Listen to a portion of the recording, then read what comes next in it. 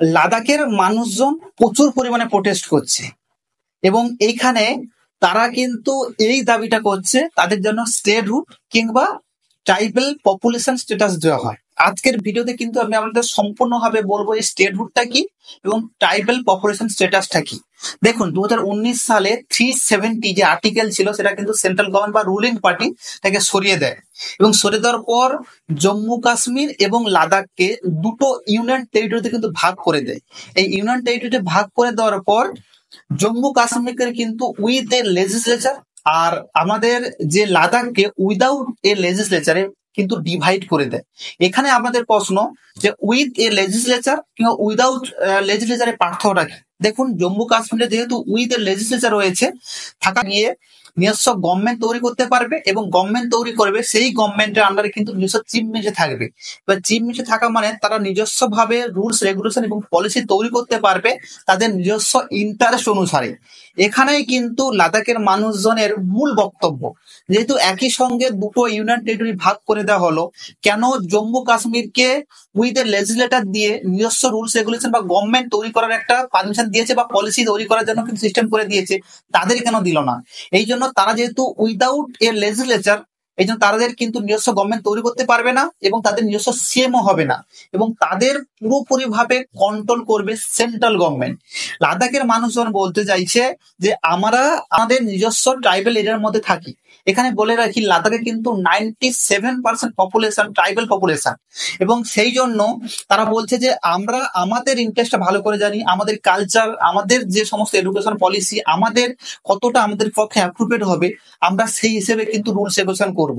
আমাদের এই rules regulation করার জন্য আমাদের যে কন্ডিশনটা, এই কন্ডিশনে কিন্তু অবশ্যই জানা দরকার এবং আমাদের সাথে থাকা দরকার, কিন্তু না জেনে সেন্ট্রাল গভর্নমেন্ট নিজস্ব ভাবে কিন্তু রুল রেগুলেশন তৈরি করছে।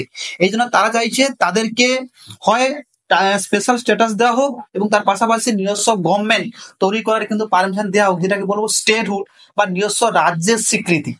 এইখানে বলে রাখি যে এই যে ট্রাইবাল যে পপুলেশন যেটা বা স্পেশাল স্ট্যাটাস, এটা কিন্তু আমাদের কনস্টিটিউশনের 6 শিডিউলে রয়েছে। সেখানে বলে দিয়েছে যদি কোনো রাজ্যে 50% এর অ্যাবাভ ট্রাইবাল পপুলেশন থাকে তাহলে কিন্তু তাকে ভিআইপি স্ট্যাটাস কিংবা স্পেশাল স্ট্যাটাস দেওয়া হবে। এখানে আমাদের মধ্যে প্রশ্ন যে এই স্পেশাল স্ট্যাটাসটা কি? স্পেশাল স্ট্যাটাসটা হচ্ছে যে তাদের যে কালচার রয়েছে সেই কালচারটার যে প্রোটেকশন তারা নিজেরাই করতে পারবে। অর্থাৎ ওই জায়গাটাতে ধরুন অরুণাচল প্রদেশ, মেঘালয়, মিজোরাম, এই সমস্ত আসাম, এই জায়গাগুলো কিন্তু স্পেশাল স্ট্যাটাস ক্যাটাগরির মধ্যে রয়েছে। সেখানে আপনি ইজিলি ভাবে ভ্রমণে যেতে পারবেন না বা ভিজিট করতে পারবেন না। ওখানে কিন্তু যেতে হলে ওই মানুষদের কিংবা গভর্নমেন্টের কিন্তু স্পেশাল পারমিশন লাগবে। সেই জন্য বলতে চাইছে যে যদি কেউ লাদাখে এখন যেতে চাইছে কিন্তু ইজিলি যেতে পারছে, তারা চাইছে যে বাইরে থেকে মানুষজন আসার জন্য তাদের যে অরিজিনাল যে কালচার রয়েছে কালচার কিন্তু নষ্ট হয়ে যাচ্ছে। এই জন্য তারা চাইছে হয় আমাদের স্পেশাল স্ট্যাটাস দেওয়া হোক যাতে আমাদের নিজস্ব ভাবে কালচারটাকে এবং নিজস্ব যে আমাদের ফরেস্টহুড সেটা আমরা কিন্তু প্রোটেক্ট করতে পারি। আদারওয়াইজ কিন্তু স্টেটহুড দিয়ে আমরা নিজস্ব ভাবে নিজের মতো করে কিন্তু রুলস রেগুলেশন এবং পলিসি তৈরি করতে পারি যেটা আমাদের পক্ষে অ্যাপ্রোপ্রিয়েট হবে। এবারে আপনাদের আমি একটা প্রশ্ন করি, আপনাদের কি মনে হয় যেখানে কনস্টিটিউশনে পরিষ্কার করে বলে দিয়েছে যে 50% অ্যাবাভ যদি কোনো রাজ্যে ট্রাইবাল পপুলেশন থাকে তাহলে তাকে ট্রাইবাল স্ট্যাটাস বা স্পেশাল ক্যাটাগরি স্ট্যাটাস দিতে হবে, যেখানে 97% ট্রাইবাল পপুলেশন রয়েছে সেখানে তাদেরকে এই স্পেশাল স্ট্যাটাস দিচ্ছে না। এবারে আপনাদের প্রশ্ন যে সত্যি কি আমাদের এই লাদাখকে স্পেশাল ক্যাটাগরি স্ট্যাটাস দেওয়া উচিত কিংবা